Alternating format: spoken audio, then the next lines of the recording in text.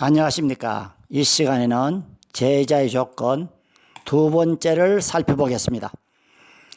누가복음 14장 27절에 누구든지 자기 십자가를 지고 나를 쫓지 않는 자도 능히 나의 제자가 되지 못하리라. 여기 자기 십자가가 무엇입니까?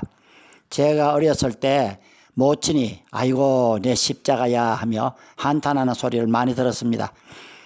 막내가 엄마의 말씀을 순종치 않고 문제를 일으킬 적마다 십자가로 한탄했습니다.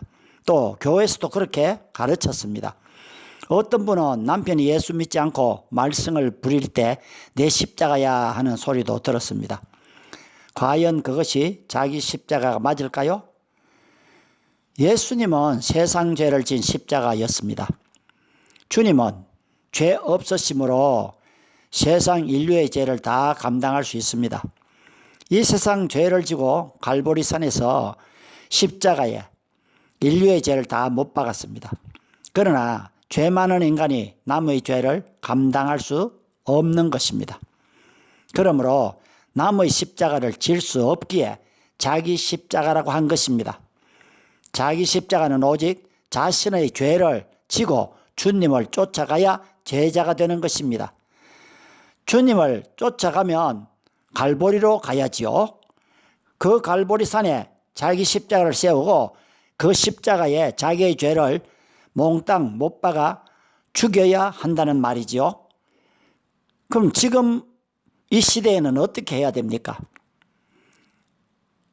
어떻게 자신의 죄를 못 박는가입니다. 죄를 못 박는 길은 오직 회개와 세례로 할 수만 있습니다.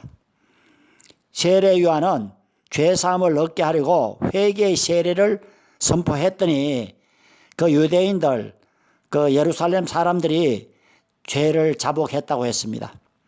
우리가 죄를 자복하고 보혈로 심령이 깨끗해졌다면 다시 반복해서 죄를 지을 수 없는 것입니다. 마귀는 다시 죄를 짓도록 끊임없이 유혹할 때 성령의 검으로 물리친다면 죄를 못 박은 것입니다.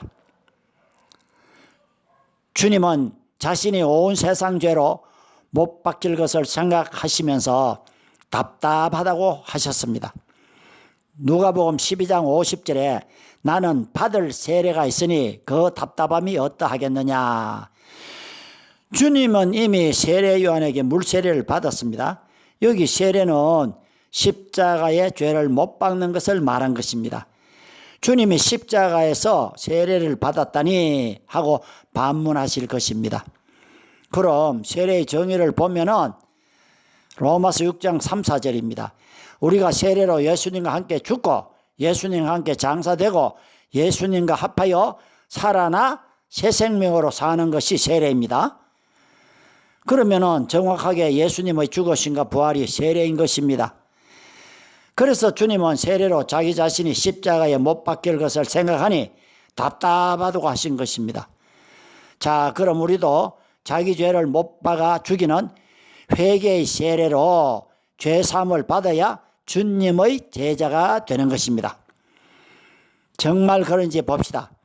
사도행전 2장 38절에 예수를 십자가에 못 박으라고 외친 저들에게 또 그 외에 모인 사들에게 너희가 회개하여 각각 예수 그리스도의 이름으로 세례를 받고 죄사함을 얻으라.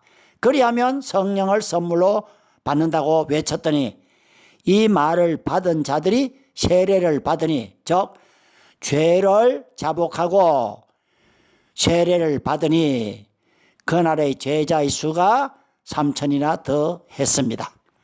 보십시오. 회개 세례로 죄사함이 일어나니 제자가 되는 것입니다. 예수 그리스도의 죽으심과 부활이 세례임을 명심하십시오. 주님의 죽으심과 부활이 아니면 구원을 받지 못합니다.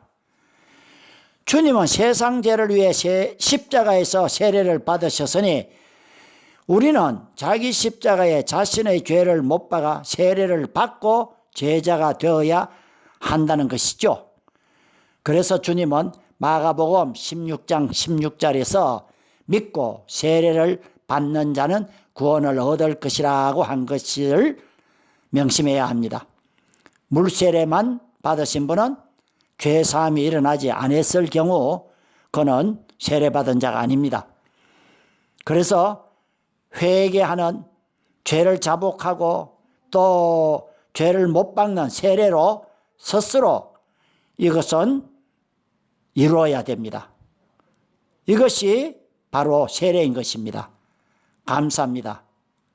다음은 제자의 조건 세 번째를 나누겠습니다.